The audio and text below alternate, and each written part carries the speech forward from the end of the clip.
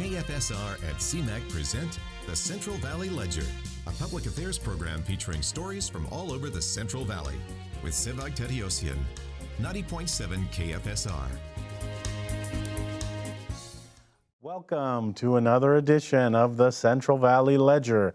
Today we're going to be talking a little bit about local politics. The mayor's race has been all over the local media, and our expert today is Craig Scharton. I call you an expert because I think you really are.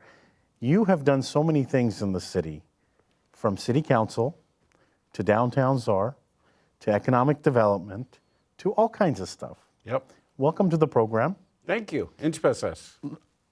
I'm very well, thank you. That caught me off guard. And, you know, as you say that, I want to bring up that you do a podcast. I do. And there are people that listen to the podcast. Hopefully a couple. And they spread the word. So tell us about your podcast. Yeah, I do it with Paul Swearingen. Mm-hmm. We're co-hosts, and we're having a lot of fun with it. I think we're almost to about 30 of them. It's called Two Guys Talking Fresno. And every other one, we pick a topic, and the two of us just talk about it. And then we have different guests on. Like we had Ryan from the mosquito district, because everyone's talking about these new mosquitoes and the ones that got released that were sterile and all of that kind of stuff, to air pollution, to we just had Tim Ritchie from the Fresno Bee, the new publisher, on. Nice. Like how are local newspapers going to survive? So all over the map. Really fun, and we're learning a lot about our community, and I hope people are too. And I think that a lot of people will enjoy listening if they haven't already, because a lot of people are interested in this local stuff. I know from this show, you know, it's interesting how many people want to tune in to what's going on local. And that was one of the things we were talking to Tim Ritchie about is, you know, to me, I learned about the Central Valley and Fresno growing up reading the local paper. Mm-hmm. It wasn't just the news, it was the columnists, like Eli Setensich. You were talking about Serbians, you know, Eli Setensich and Woody Lofnan, and the editorials that were written by local people. And it really informed me about where I lived. It wasn't just the news.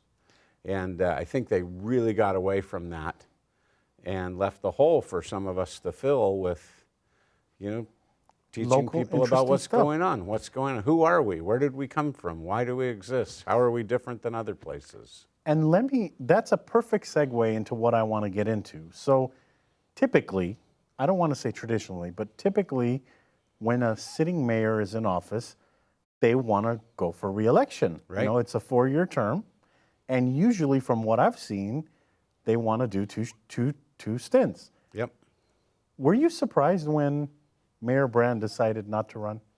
I was. I think there was a lot of speculation that if Chief Dyer got in, what would Mayor Brand do? Because he's such a, you know, force of nature. You know, would he want to endure that, or, you know, how did he stack up in the polls or whatever? We haven't really had a mayor run for re-election and have a strong challenge. Mm-hmm, so that's a big difference too. Not just that he's not running, but that we have Andrew Jans running. You know, Jerry Dyer was sort of in the wings. Elliot Balch is in, and Luis Chavez, a sitting city council member. So he was not going to have the straight shot that Ashley Autry and Jim Patterson had, the other strong mayors. This might be a tough question, but do you think that if Mayor Brand stayed in, Chief Dyer would still run? Don't they work in kind of the same administration?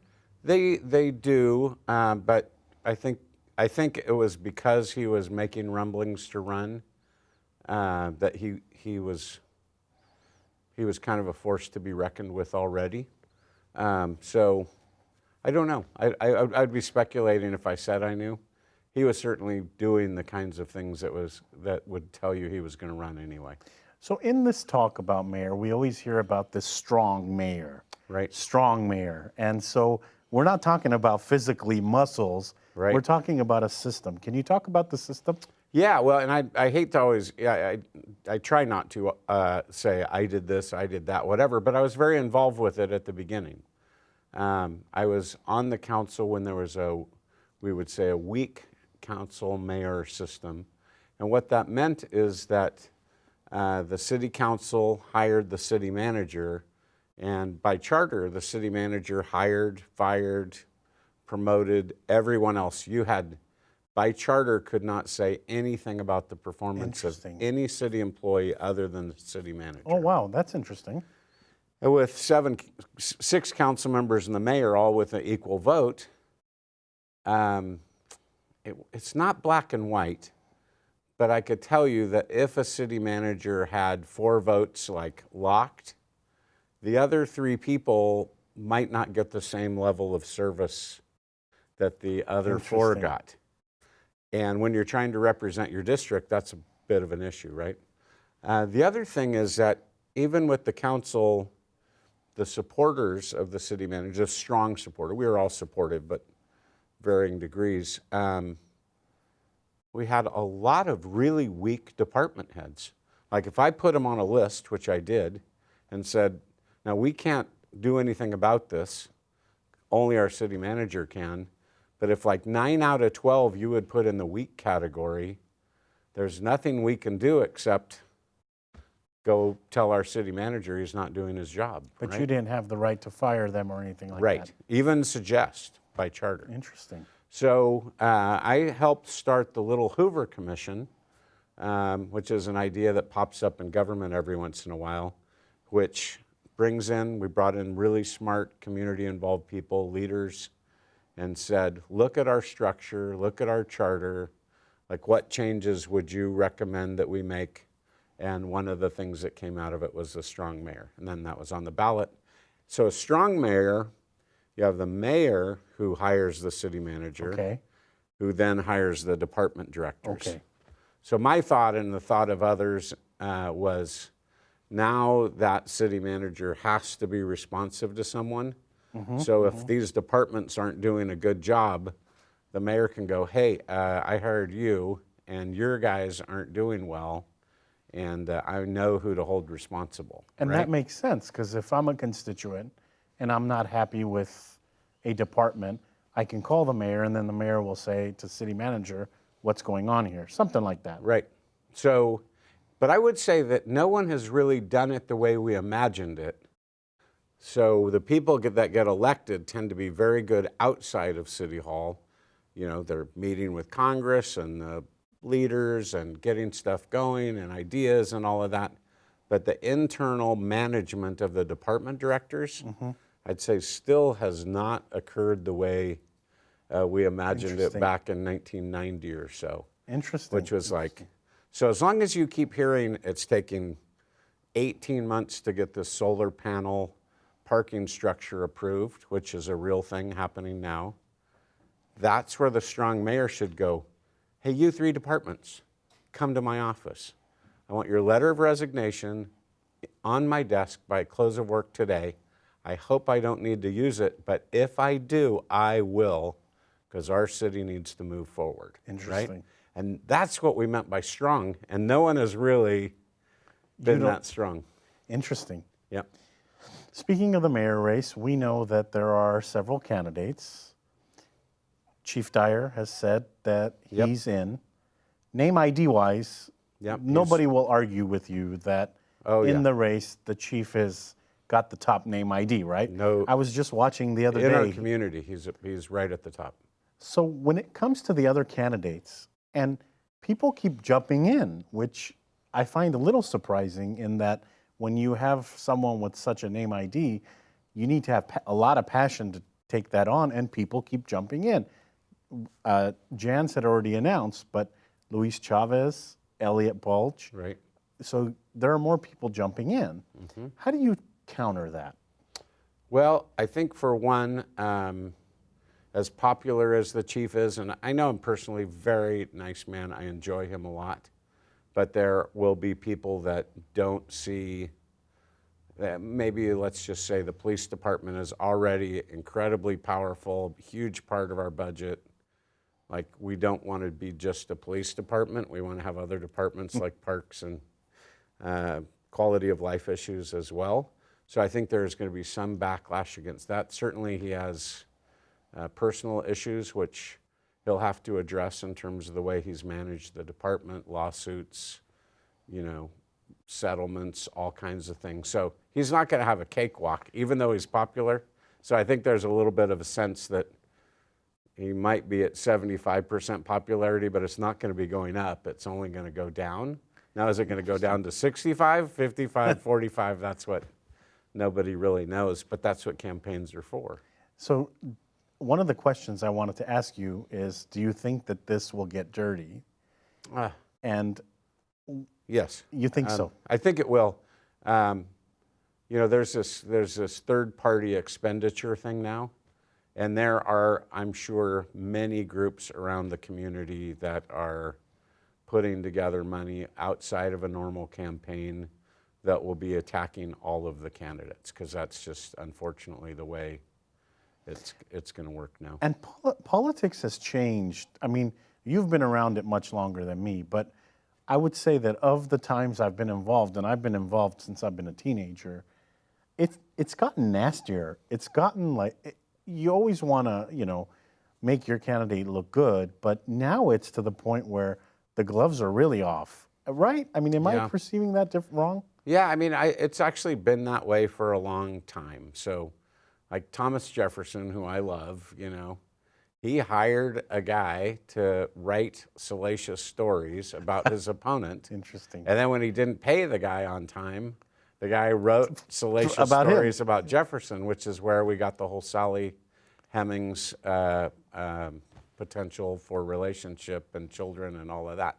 So, I mean, he's our third president, so it's been around for a bit. But I think, someday I hope the voters say, part of a campaign is we're judging your character, and if your character is to fight dirty and be ugly, then that isn't a good qualification for the job. And I like that perspective, because I'm with you.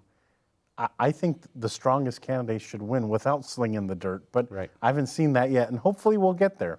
Yeah, I think there are ways to get there. And a lot of times, this is the pendulum swinging. Hopefully the voters eventually get sick of it and start calling people out on it and say, this isn't acceptable behavior. Yeah. We need adults, and if it's not going to come from the candidates, it's got to come from the community. Somebody.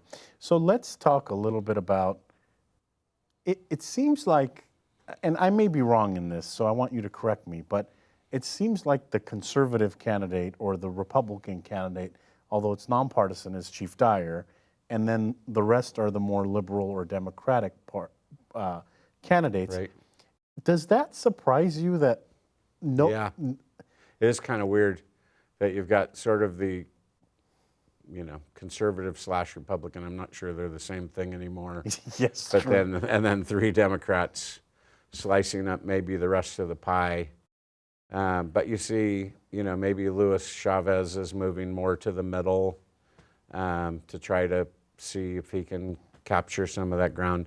I think it'd be really interesting if someone just goes right, left, all the way left as well, and so we have a real difference of ideologies rather than everyone, bouncing around in the middle. It's interesting to see what the outcome of that election and the votes are going to say on election night and afterwards as well. So Andrew Jans, when he faced Devin Nunes, there were other candidates, but it was really Devin versus Andrew, with all due respect. Yep. And all of those votes consolidated under Andrew, right? So people already thought, wow, Andrew Jans, he's got a lot of name ID, here he comes. But that didn't prevent, what's interesting here is looking at it from the outside, that didn't prevent a Luis Chavez, or that didn't prevent an Elia Balch from jumping, or even Chief Dyer jumping in. If you're Andrew Jans, are you disappointed, or what? Tell us a little bit about your perspective on the way and it's so hard to know,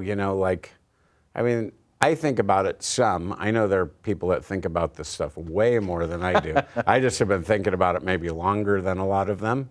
But a legislator is one job, right? Like there are no job descriptions. It's the dumbest thing in the world, right? We need a job description. But a legislator is one thing. They make laws, right? They pass the budget, certain functions. And an administrator is a different thing. And so jumping from being a legislator to administrator or vice versa, they're often very different skills. So even though I really like Andrew Jones a lot and I was very supportive of his campaign, my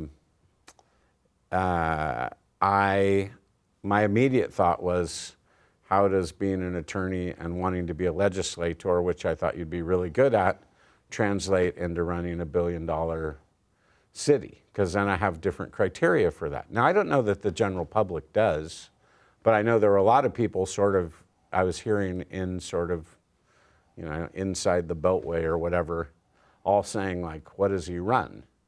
Right, so I think that's something he's gonna have to address, just like the chief will have to address the lawsuits and other things like that, and Elliot will have to address questions. Luis Chavez, I don't know what he's run. He's been a council member. That's experience, but it's also not experience. So they're all gonna have those kinds of, since none of them have been mayor, they're all gonna have to fill in how I'm gonna be a good mayor and what skills I'll bring to that job. How important is this race? I mean, you've got, and the reason I asked the question is not looking at it from a Republican or Democrat perspective, but you have a council that's now more to the left, and you have a mayor's race that can go right or left. How important, do people really understand how important this race is for whatever side you're on? Right, well, it would be nice if we got away from sides and got into effectiveness, right? And that's where I think, what's the job description? Like if I had the lowest level job that I was going to, want to post, I would have a job description. I would think about how would I want to attract the best candidate. I would think about what process would I use to determine who's the best candidate, and then I would try to make sure I had an offer to get the best candidate. That's for a low-level position. That is in no way the position, the process we go through to get the highest position. Yep. So your idea of what the mayor should do and my idea might be completely different, and yet we're going through the same thing. Have we attracted the best candidates? I don't know. All you have to do is go, I want to do it and get 100 signatures. That's not really attracting the best. And then is the process of an election the best way to determine who is going to keep us fiscally sound, right? Deliver services effectively, fairly, like all those other things. And I would argue that a campaign is not the best way to determine how to do that, unless the voters say, we're going to get our act together. 1,000 people are going to say, this is the criteria, this is what we're going to hold you to, and then we're going to give you job performance. And I mean, it's like a campaign. It's whoever's the most popular and whoever does the best job of getting, it's a marketing, really. Or last person standing when it gets ugly, right? It's a cage match. And I don't think that's a very good way to determine who the best candidate is. For all the candidates who have entered, did any of them surprise you? Well, I think Luis Chavez surprised me. I think he really thought that he would have the chief and Mayor Brand's support after their 4 years, and he would get a chance to do that a while from now, and all that fell apart, and so he just said, forget you guys, then I'll go in now. I'm running. Yeah. Is it awkward when you run against people you know or you have worked with? Because there's got to be that elephant in the room, right? When we're running for a seat and we know each other and we've worked for each other, at the end of the day, I'm trying to win that seat over you. Does it get awkward? You've run in campaigns where you've known the people that you've run with. And I don't have a bad relationship with any of them. But that's important to me. I don't know that's important to everyone. So I think in a lot of cases when they're playing dirty, that's how it ends up, is that you're dividing the community, including who you're running against. And I would say that's not healthy for us and would not be a good way for our leaders to behave, because you and I could be fighting on measure P. Let's say we didn't, but just as an example, right? We're on opposite sides, and we should fight in a way that when the next issue comes up that we agree on, that we can go, oh, well, you know. Like, remember those cartoons? You're probably too young, but there used to be a cartoon where it was like the sheepdog and the wolf. And they'd be like, hey, Ralph, you know, be like, hey, Sevag, hey, Craig. And we'd like walk in. We'd both had our lunch pails. We'd clock in, and then we'd fight all day long. And then at the end of the day, we're like, all right, see you tomorrow. Tell the wife and kids hi, you know. Interesting. Like that. So, you know, I think there's something about, you know, getting on the ball field and playing as hard as you can, but fairly. You know, not sticking a finger in your eye or whatever. And then, you know, it's a small town. You're going to work with everyone. So play in a way that I'm going to be able to go to you for support and not have this big awkward thing, or you're just going to be waiting in the weeds for me to do something so you can kick my legs out from under me. That's childish behavior, and we need to get rid of that culture. Let's talk about what's going on nationally. There are a lot of issues out there nationally. We all hear about them all the time. When the past presidential election, when President Trump declared that he was going to run, there were people who came out who had never voted before for him and against him. Is that momentum still around? Are we this election cycle going to, in your opinion, see people who haven't voted before or are newer to voting come out in forces like we did? Because, you know, looking at the videos and the footage from places, there were people saying that they'd never gotten involved before, but now they are. Right. Well, we had that with President Obama too, right? Yeah. So this next election is going to be really interesting because everyone is going to get a mail-in ballot. Yes, yeah. Right? So you have potential increased participation there. It's a presidential election, so you have increased participation there. And, you know, Fresno is not as conservative as we think it is. They voted for Obama, they voted for Hillary, they voted to legalize marijuana. So on a lot of those key issues and a presidential election, if more, say, Democrats are showing up to be anti-Trump like they did in the last election, than people being pro-Trump. Does that spill over one way or another? I don't know. It'll be interesting to watch. watch. I would think that we're going to lean more left as a result of it being a presidential year, which is what we've seen before. You know, like Jim Costa, you know, where he's almost won, you know, almost lost. He lost on. It's always been in a mid-year election. The presidential election years, he wins really easily. So. And this year he's got competition as well. Yep. So you would think he's not going to lose on a presidential year because the Democratic turnout is much higher. The Republicans vote all the time, conservatives, and then Democrats are, you know, they show up to the games that they think really matter the most. Yeah. Isn't it interesting that timing and a little bit of luck decides a lot of, I don't want to say a lot, but some of these elections? It's Look so at amazing. Abraham Lincoln, that we all talk about and love, right? He got 40% of the vote. It was only because these other people all got on the ballot and split things up that he ended up winning. You know, now we, in our imagination, you know, he won by 99%, you know, and everyone loved him, and that wasn't the case. That wasn't the case. It was only the math of the people that happened to get into the race that created an opening for him to win. Even I think about the presidential election last time around where the popular vote went one way, but the electoral college went the other, and we got ourselves a president. Yeah, so who knows? It's really a lot of speculation, which is what, you know, the media loves to do right now. Which is what we're doing as well. And I try to be cautious about that because we don't know with these candidates in here. There are so many moving parts, and there's time, and who knows what scandal is going to come out or what crazy policy idea, you know, someone's going to trip, or, I mean, people have died, and we don't want that, but I'm just saying, you know, have been on the ballot, and someone's died, and Like that changes all of the math. I mean, you just don't know. So and we don't know if anybody else is going to jump in either. So exactly, there's a lot of speculation on other names out there, and so until the filing period closes, you just never know who's thinking about it, who might throw their hat in there. And all the calculations change again. Running for office.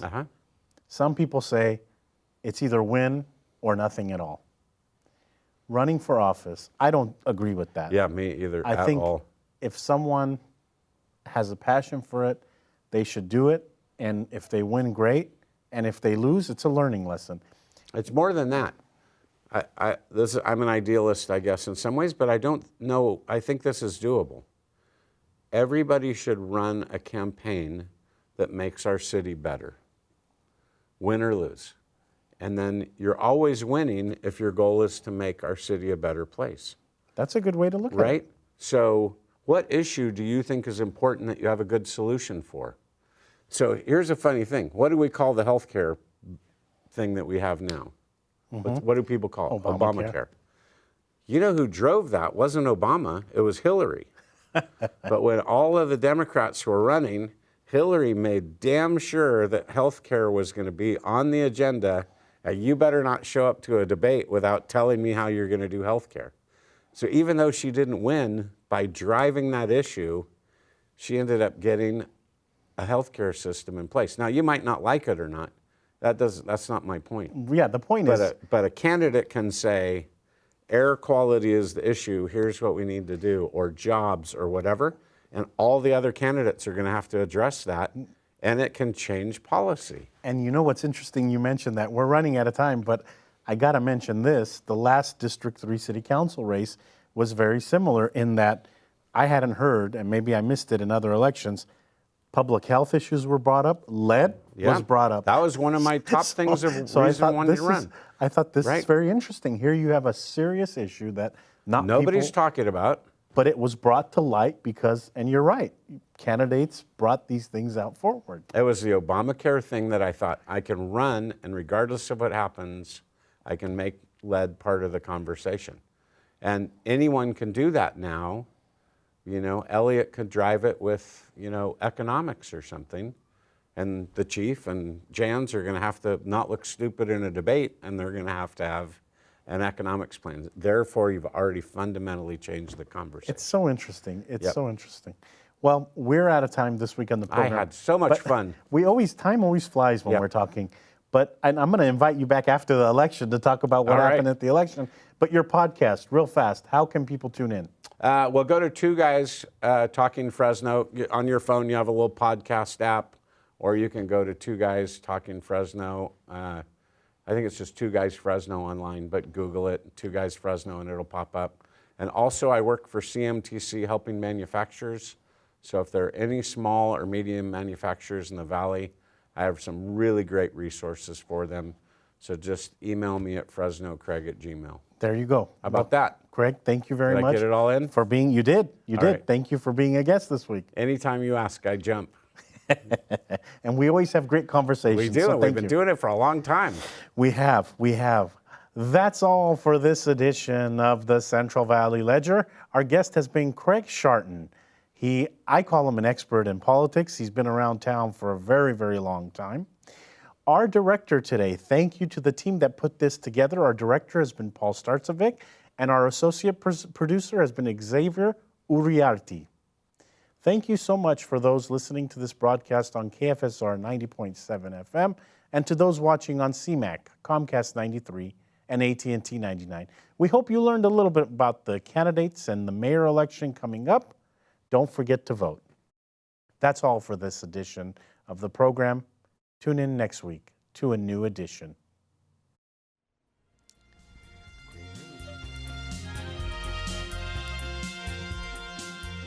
KFSR and CMAC present the Central Valley Ledger every Sunday morning at 11:30.